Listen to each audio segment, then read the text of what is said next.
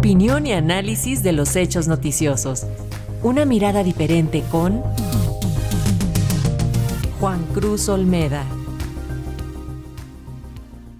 El doctor Juan Cruz Olmeda, profesor investigador del Centro de Estudios Internacionales de El Colegio de México, analiza la crisis política en Ecuador. En días pasados, el presidente de Ecuador, Guillermo Lasso, invocó la muerte cruzada, una figura contemplada en la Constitución del país que determina la disolución de la Asamblea y el llamado a elecciones tanto legislativas como presidenciales en un futuro próximo.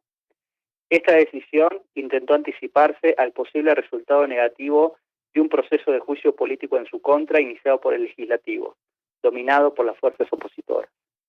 Todo lo anterior en un contexto en el que la popularidad del presidente se encontraba en valores mínimos como consecuencia de las acusaciones de corrupción y los magros frutos de su gestión de gobierno.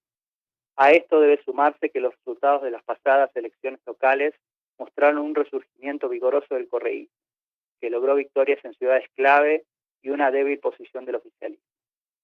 La decisión de Lasso genera como resultado que en los próximos meses tendrán lugar elecciones en las que probablemente pueda cambiar el mapa político del país. Esta es sin duda una de las paradojas de la situación. Si la primera reacción del correísmo fue oponerse a la utilización de la muerte cruzada, apostando probablemente al avance del juicio político contra el presidente, en los hechos puede convertirse en la fuerza más beneficiada y cuenta con grandes chances de regresar a controlar los destinos del país. Se tratará, además, de una contienda en la que no competirán quienes dominaron la vida política del Ecuador en los últimos años. El propio Lasso declaró que no se presentará a las elecciones y el expresidente Correa se encuentra impedido de hacerlo a partir de la reforma constitucional que anuló la posibilidad de reelección. Este último, además, no podrá tampoco participar de manera personal en la campaña, ya que aún está vigente la orden de detención en caso de que ingrese al país, en donde fue condenado a prisión por una causa en su contra.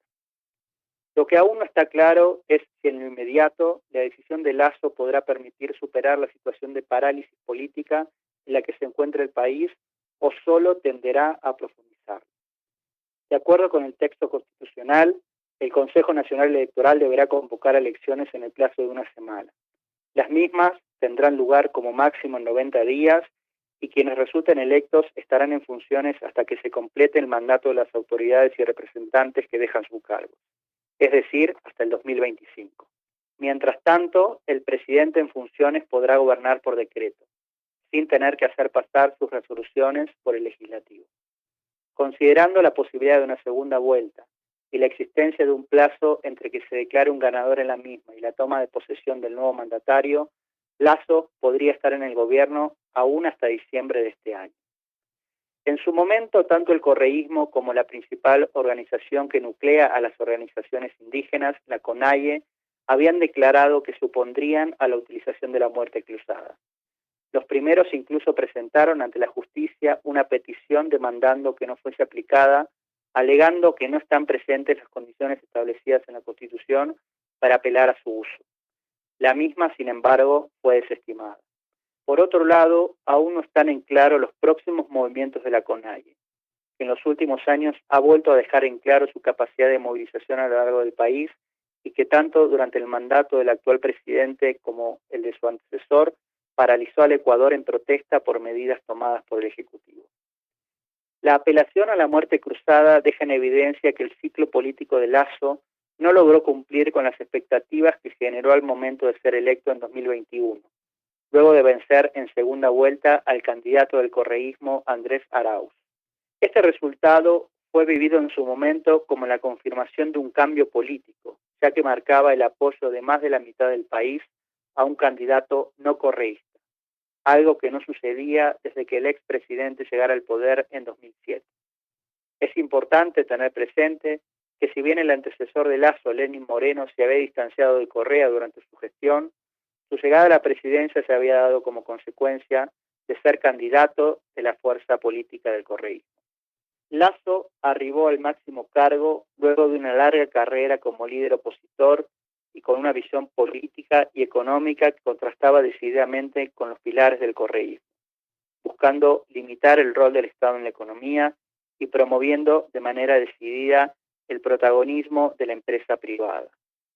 En un momento en el que los efectos de la pandemia del COVID aún se hacían sentir de manera profunda y la mala gestión de la crisis por parte del anterior gobierno de Moreno había sido ampliamente criticada, el desarrollo de una extensa y exitosa campaña de vacunación permitió que la popularidad de Lasso se disparara en sus primeros meses de mandato.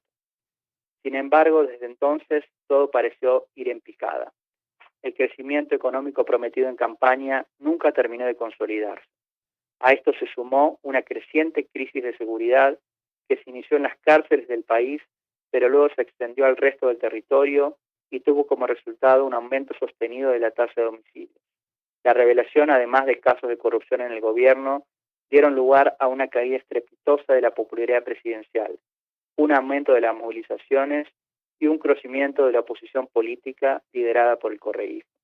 La apelación a la muerte cruzada fue el último recurso al que el presidente consideró que podía apelar para poder salir de la posición de debilidad en la que se encontraba.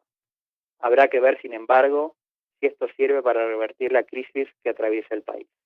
Para Radio Educación, Juan Cruz Olmeda, profesor investigador del Centro de Estudios Internacionales del Colegio de México.